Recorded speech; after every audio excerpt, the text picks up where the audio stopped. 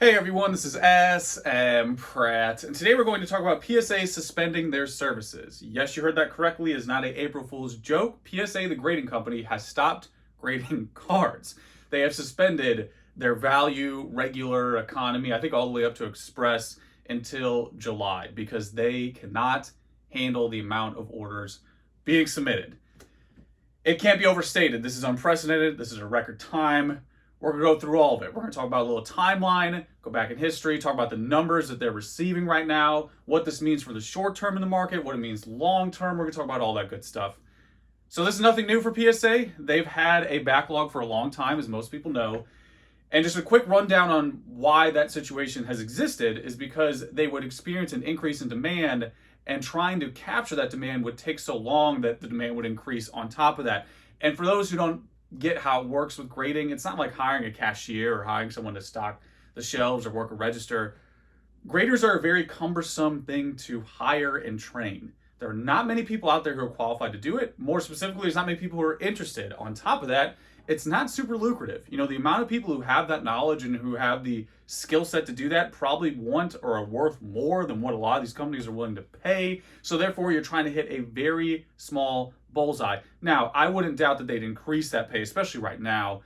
This is just me going on a limb and just doing natural business adaptation, but they would probably increase that to incentivize people. But regardless, it's a very cumbersome process to train someone. You can't just inject them with the necessary knowledge you need to be a grader. So it takes months to train that person. So therefore, that's why they were always in this, too little, too late scenario where they couldn't catch up with demand. They'd get those new graders in there, then it's like, okay, now demand's increased again. So in the past year, everything in collectibles had a meteoric rise. Everything. And it's not just collectibles, it's just the global trade right now. You naturally have people at home on the internet. People are forced to understand the online marketplace world, and that here we are. That's the result of it. So in the context of PSA, they've had just a meteoric rise in the past year, and it's not unique to them. All grading companies. Remember those new grading companies that came in and talked trash on PSA about their turnarounds? What are they doing now? They all have delays. Even though there's like a company out there who's like, delays are overrated or whatever, just wait till that demand hits them, and they're going to be in the same scenario because all it is a demand issue. That's entirely what it is. So some numbers behind that demand. PSA is getting 500,000 cards a week. Like, we need to really pause on this. 500,000 cards a week. Like, here's like maybe, what is this? A couple hundred slabs? Imagine 500,000 graded cards. Like, my grandma's house can't even fit that. I'm not even talking about processing it mentally. I'm not even talking about working through it. I'm talking about literally just putting it somewhere. 500,000 a week. That is unreal. Like, my brain can't even comprehend how insane that is. And if that's not enough for you, they also put out recently, in the past 3 days, they received more orders or more quantity than the previous 3 months. Like, what do you even do? Like, what do you even do? I know all the expert armchair internet comments are like, just scale. PSA just got to scale. Like, we don't even need to go like Illustrator, Trophy, Charizard. We don't need to do that. If I had an Ancient Mew, for every time somebody said scale is a solution to PSA's problems or whoever's problems, like, I'd have the entire market on Ancient Mews. I'm not even talking a rare card. Like, even the most common card. The issue isn't just saying scale. This is an unprecedented, like, just catastrophic scenario. I mean, it's a good scenario demand wise. It's just not humanly possible to handle these numbers. It's simply not humanly possible. They already bought a new office building, like last year's like 60,000 square feet. They just bought another one. Like, the level of growth and scaling, that you need to do is just like, you can't keep up with it. Like, it's unreal. So what is going to happen now because of this? That's what everybody wants to know.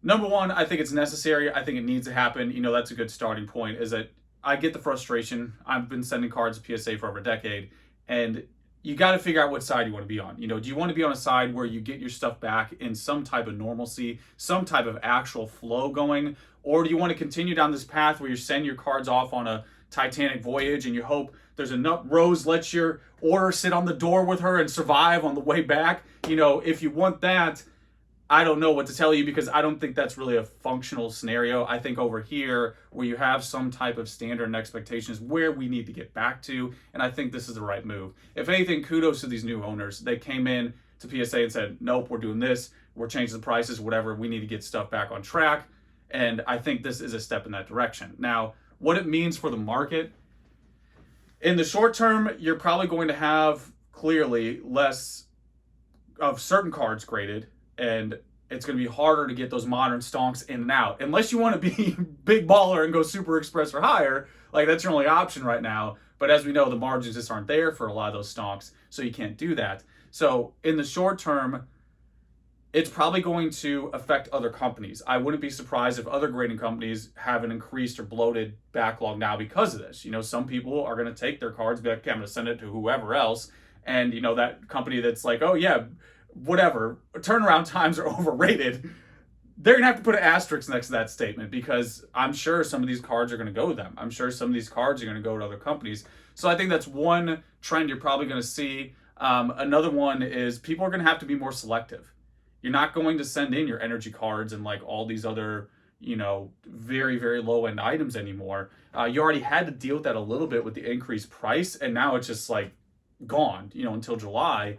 So people are going to have to be very selective. You're not going to be able to send in every single energy and every single card that you have in your house. So I think that's going to be another trend, and I'm curious to see how that's going to play out. Of course, there's a timeline on this. It's going to end around July. At least that's what they say. So it's a wait and see. But I think those are some interesting things to think about. Other grading companies getting more of this traffic or more of these cards. And also people are going to have to be a little more choosy on, what they're submitting. Also, there's going to be probably more mint ungraded supply for like modern stuff. Of course, vintage is its own thing. Like vintage doesn't really apply to this stuff, but I think there's going to be more of an effect on the modern market than the vintage market because vintage is already optimized. There's nothing new coming out. Where with modern, like with Shining Fates, for example, there's going to be another wave. There's going to be more product on the market. So therefore, this stuff that's still in print can't be processed right now through PSA. So you're going to have, most likely, a result, some ungraded supply of mint stuff that people either want to flip, they want to just, get some money back out of it. And I'm curious to see if it's going to weigh down that, that scale. The thing, all the open mouth people are trying to suck you in with, all the drama tubers out there talking about like scalpers and things like that. I think this might actually help bring that scale back down, because if you have more supply in the market and if people can't go through grading, if they're going to have to throw it out there ungraded, that might drive down the price, and increase the supply. So I'm very curious to see if that's going to happen. Of course, these are all just speculations. These are all just ideas and opinions that could happen. There's no guarantee. But, just running through the likely scenarios here, I think that's one of them. And, these other cards like vintage is already graded. If you go look at first edition base, it's one of those things where it's not affected on multiple levels. Number one, you already have so much of it graded and it's already out there. Majority of the supply of vintage is already done. It's not waiting to happen. Like look at Charizard, for example, first edition base. Majority of the Charizards are already there. I don't think majority of them are out there, and I don't even think that's a risky statement. I think everyone's like, yeah, duh, that's obvious. So that's one aspect, is that you already have that in circulation. The other side of that is, even for the stuff that is still out there, you can still send it in Super Express. A lot of those WotC howls, especially Mint, Gem Mint, it makes sense to send them in at whatever Super Express is these days, because if you have that guarantee or likelihood of getting a higher grade, it's still worth it. The margin still works for you. So with vintage, it's really not going to affect it as much, in my opinion, because of those variables. I think this is going to be mostly towards modern. And with that, like one of the last points I wanted to make here is, what do you think is in that backlog? I talked about this before. You hear a lot of people who throw out the word bubble and they try to get you, again, suck you into their open mouth thumbnail.